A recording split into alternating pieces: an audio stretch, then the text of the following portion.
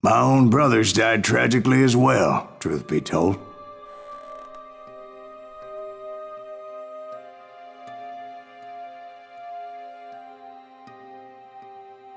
It was 1868, and me and my older brothers were pulling a tidy profit running cattle into Juarez, Mexico.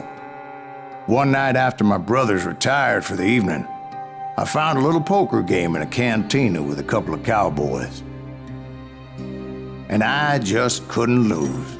I even won an old Spanish coin that had to be 100 years old. Well, I was mighty pleased with myself the next morning as my brothers and I rode for Texas. But before we crossed the border, those cowboys caught up with us. It was Johnny Ringo, Roscoe Bob Bryant, and another asshole named Jim. They wanted their money back and everything else we had, including our lives, as those boys didn't want us coming for them later. Bob put that old Spanish coin in my mouth and said, "I won't have it said that I left you with nothing, boy." Well, those horses bolted, and there we hung as those bastards rode away. The branch finally snapped under the weight of the three of us, but being my older brothers were bigger and heavier, they were already dead.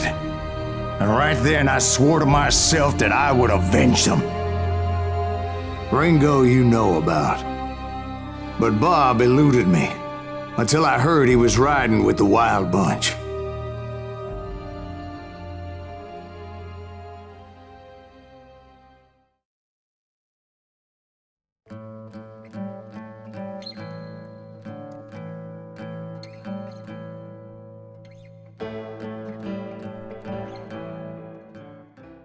I'd been on their trail for months, ever since they left their hideout in the Bighorn Mountains.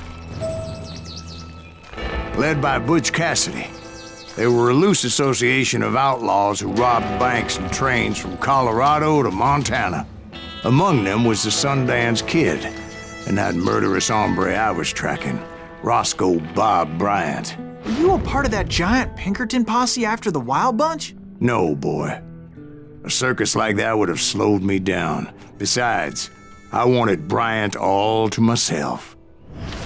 I'd heard about a large shipment of gold being transported to Wilcox, Wyoming on the Overland Flyer. I figured the Wild Bunch would likely hit such a treasure, and by God, I figured right.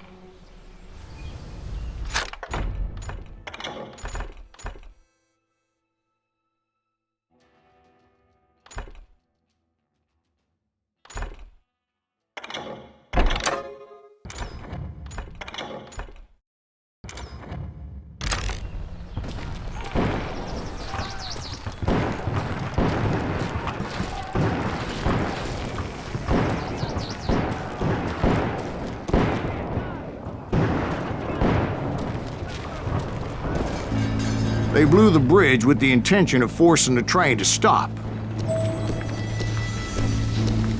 Well, I assumed the Wild Bunch was likely in the still intact part of the train high above, so I had no choice but to make my way up through the passenger cars dangling down. I was determined to make that sumbitch Bob pay for what he did to my brothers.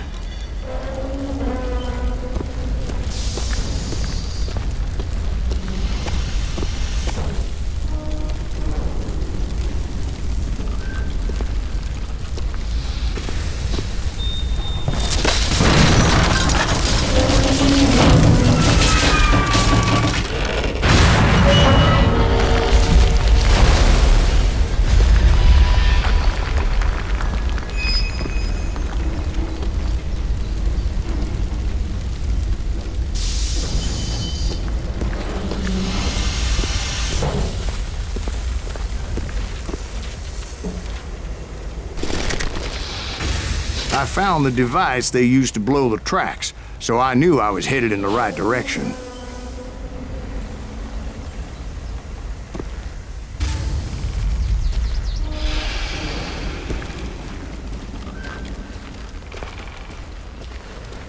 My ears are still ringing from blowing up that bridge.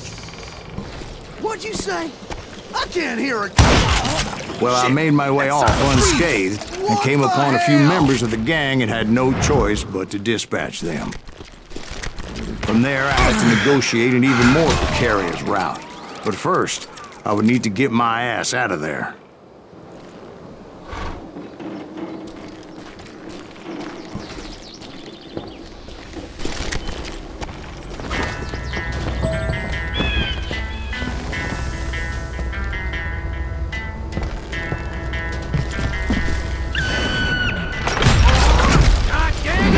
Jumped from the frying pan into the fire as the train was clearly fixing to fall. I had found the gang, but in order to find old Bob, I needed to fight my way forward past a whole passel of desperados.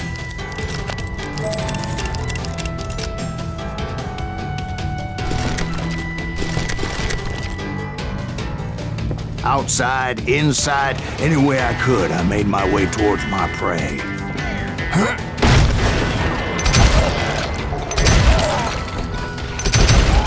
Well, what about the passengers? It was mostly a freight train, as I recall. There were no passengers aboard that day. You can't hide from me!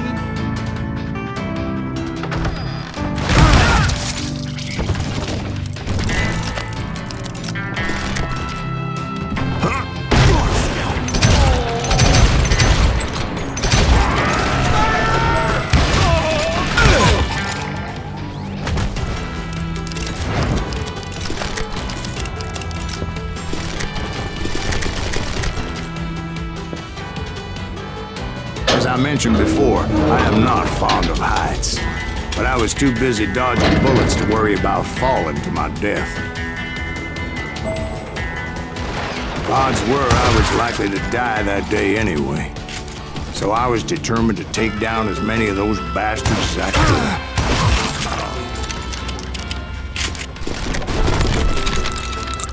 Yeah, you know you can't beat me.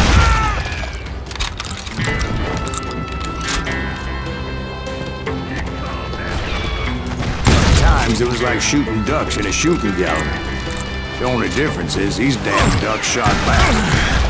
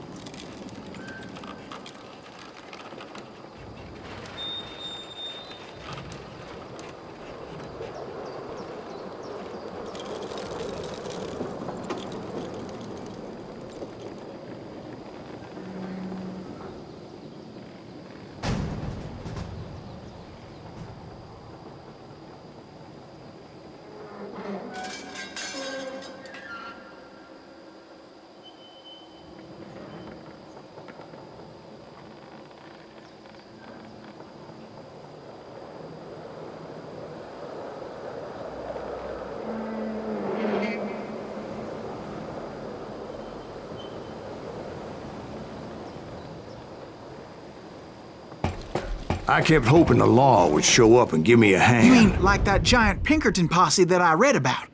Did they come riding in, guns a-blazing to help?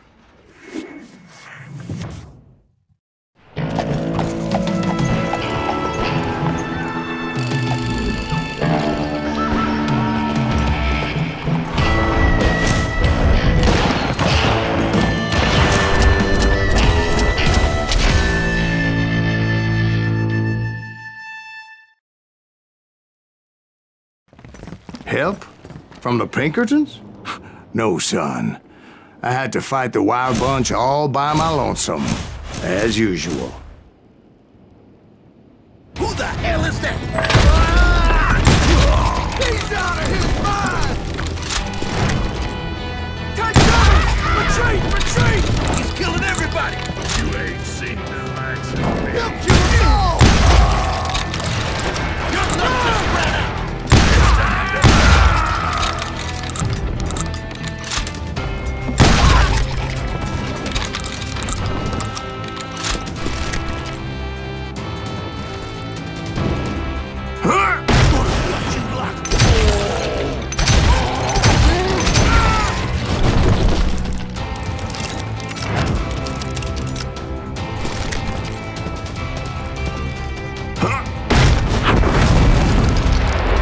Guess is those dime novels didn't portray this as it happened, did they? Only a few stragglers were left. I had to cut them down pronto if I was going to stay on old Bob's trail.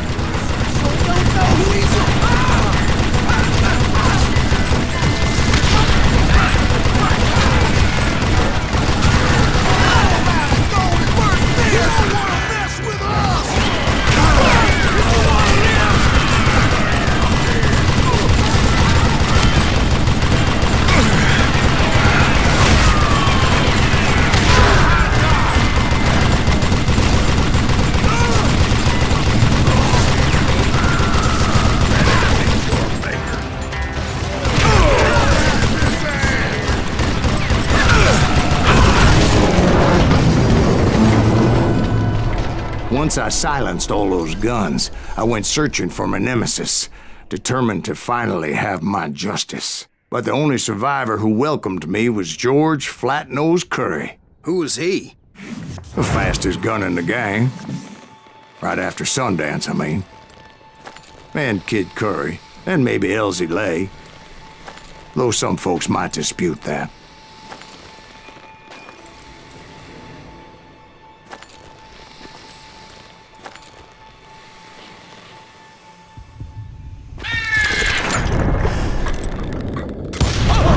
On that very same day, Butch Cassidy and the Sundance Kid decided to leave the Wild Bunch behind and decamped for South America.